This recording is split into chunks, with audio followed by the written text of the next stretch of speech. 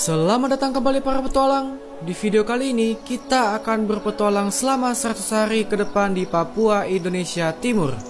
Papua adalah sebuah daerah di bagian Nusantara ini yang memiliki beragam kekayaan alam dan kebudayaannya. Namun pada suatu hari, para perompak datang untuk mengambil harta yang ada di daerah tersebut dan membuat semua keindahan itu rusak. Mampukah kita melewati semua rintangan yang ada dan berhasil mengembalikan kedamaian dan keindahan dari daerah tersebut? Bagi kalian yang menonton, jangan lupa untuk tinggalkan subscribe.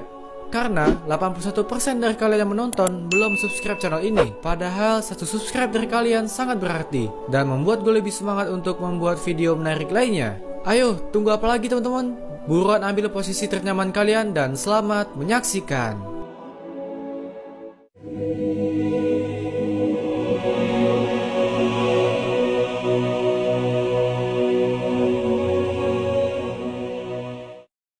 Tapi sebelum itu, seperti biasa, kita bikin word baru terlebih dahulu dan kita kasih nama 100 hari di Papua, Indonesia Timur. Selanjutnya, kita pilih set spotnya di sini ya teman-teman. Kalau gitu, ayo kita mulai petualangannya teman-teman. Let's go!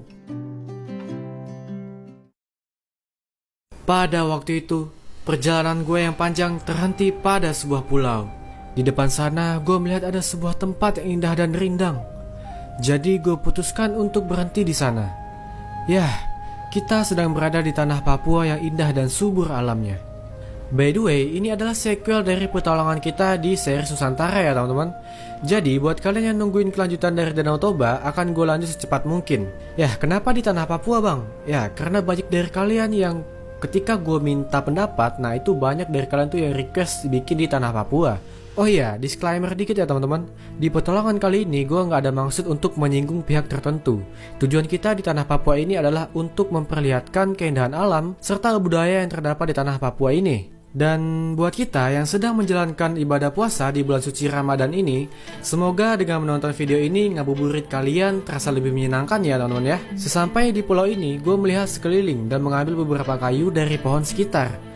Ya, seperti ritual awal Minecraft pada umumnya, kita membutuhkan kayu untuk membantu perlengkapan kita ke depannya. Setelah mengambil kayu, di saat itu gue langsung membuat sebuah pickaxe dan axe dari kayu yang kita dapatkan. Ya, kemudian di sekitar tempat itu gue juga mengambil beberapa stone untuk mengupgrade tools kita. Ya, lalu beruntungnya di sini gue melihat ada sapi juga di sana. Langsung aja di saat itu gue kill sapinya satu persatu untuk dijadikan pasokan makanan. Hari pun sudah menjelang malam. Gue bergegas mencari domba untuk membuat kasur, lalu pergi ke sebuah tempat dan berlindung di sana. Karena pasti bakalan serem banget kalau kita masih berkeliaran di tengah hutan pas malam hari ya guys ya. Oh ya, di saat itu gue juga membakar daging sapi dan domba yang kita dapatkan sebelumnya. Ya, lumayan lah untuk mengisi perut pada malam hari ini. Pagi hari pun tiba. Syukurnya di sini gue masih bisa menghirup udara segar di hutan ini. Ya, di saat itu gue coba naik ke atas salah satu pohon yang ada di sana, yaitu untuk menentukan arah perjalanan selanjutnya. Karena kita harus mencari sebuah tempat yang cocok dan aman untuk membuat sebuah rumah. Sampai pada akhirnya gue memutuskan untuk pergi ke arah barat untuk berkelana. Dalam perjalanan, gue melihat ada sebuah tempel yang besar di tengah hutan. Untuk menghormati tempat tersebut dan gak mau ngerusak, gue gak berani untuk pergi ke sana mengeceknya teman-teman. Akan tetapi, di sana gue justru bertemu dengan seekor naga kecil. Setelah berkenalan dan berbicara dengan naga kecil itu, namanya adalah Florin. Adik naga, kenapa kamu sendiri di sini? Oh iya, apakah kamu yang menjaga tempel di belakang itu? Bukankah aku sedang tersesat di tempat ini? Karena semalam aku terpisah dengan ibu dan teman-temanku. Wah, kenapa bisa terpisah? Kasihan sekali. Iya kak, karena ada pemburu yang mengincar kami kak. Gimana? Kakak bantu aja untuk menemukan tempat asalmu. Tenang aja, kakak bukan pemburu atau orang jahat kok. Sebelumnya kakak juga pernah punya sahabat naga sepertimu, namanya Grizzly. Wah beneran kak, asik. Adik naga bilang kalau dia terpisah dari kawanannya dan tersasar di hutan ini. Semua itu karena perbuatan para pemburu yang tidak bertanggung jawab. Mendengar hal tersebut, gue ikut membantunya untuk menemukan desa tempat tinggal Florin. Kasihan juga ya teman-teman ya, masih kecil udah terganggu kehidupannya sama pemburu. Singkat cerita, sore hari menjelang malam, akhirnya perjalanan kami berdua membuahkan hasil. Gue bersama Florin berhasil menemukan desa yang dimaksud. Sesampainya di sana, gue takjub banget dengan struktur atau keindahan dari desa itu. Namun, desa itu terlihat sepi, tak berpenghuni.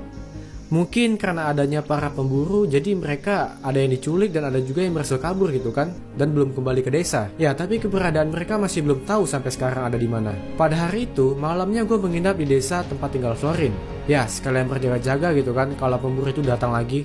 Nah, keesokan paginya, bersyukurnya malam tadi para pemburu itu gak datang lagi. Ya, di pagi harinya dari kejauhan, Florin seperti kegirangan. Ternyata dia melihat ibunya dari kejauhan, teman-teman. Wah, gue juga ikutan senang melihat hal itu.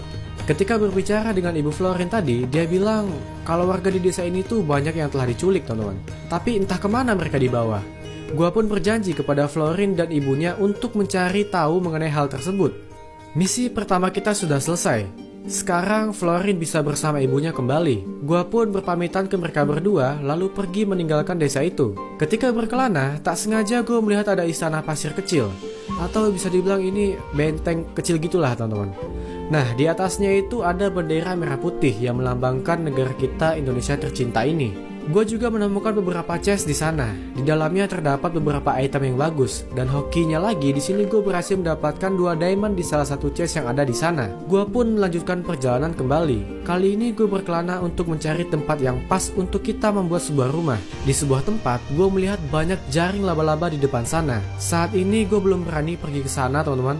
Ya, dikarenakan pasti berbahaya banget untuk kita. By the way, di tempat itu gue bertemu dengan teman baru. Ya, dia seekor burung yang coba gue jinakin untuk menjadi teman kita selama di sini. Ya, kita kasih namanya Jono ya teman-teman ya. Itu nama langganan gue banget kalau misalkan ketemu parrot kayak gini. Ya, sepertinya pertemuan gue dan Jono di tempat ini tuh sekaligus meyakinkan gue untuk membuat rumah di sini. Keesokan harinya, gue ditemani Jono meletakkan chest dan tempat tidur kita di sana. Kemudian, gue memindahkan semua barang-barang ke dalam chest itu. Setelah itu, gue pergi ke tepian pantai untuk mengambil beberapa air.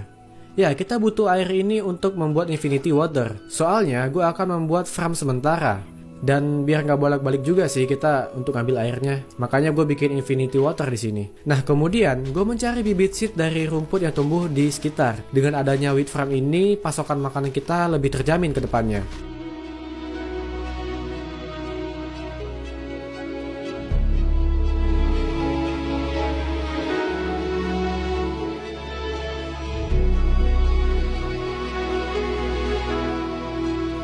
Lalu, di sini gue melanjutkan untuk mengambil kayu yang banyak dari pohon sekitar. Karena kita butuh kayu yang banyak untuk membuat sebuah rumah. Dan kebetulan, kita juga ada di tengah hutan gitu kan teman-teman ya. Jadi, lebih mudah deh itu untuk mendapatkan kayu. Kayaknya ada yang kurang deh. Sesudah mengambil kayu tadi, gue pergi ke atas bukit untuk mencari koal. Ya, kita butuh koal untuk membuat penerangan di rumah. Meskipun harus melewati tempat kediaman laba-laba itu, tapi di sini dengan hati-hati gue pergi untuk mencari koal itu di atas bukit. Soalnya kalau nggak ada koal kita nggak bisa ada penerangan gitu loh kan, serem juga. Ketika mengambil koal itu, tak terasa hari pun sudah menjelang malam. Alhasil gue bergegas kembali, karena tak ingin terjadi sesuatu yang membahayakan untuk diri kita. Dan wah, emang nggak sia-sia sih kita milih membuat rumah tuh di sini. Ya kalian bisa lihat deh teman-teman, cahaya matahari sunsetnya itu wah indah banget. Pada malam itu pun gue beristirahat karena kita harus mengumpulkan tenaga untuk membuat rumah esok.